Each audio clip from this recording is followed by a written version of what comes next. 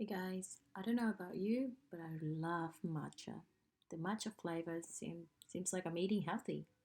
So let's do some matcha pudding. Please follow the instruction. You can see everything's on the screen, so I will not repeat. Yeah, the beaten eggs and I'm in lockdown, guys, and it's pretty terrible what I eat every day. So you have to do something that you have to cook something that you really have to wait for a very long time. Ah, I think we're done. Voila!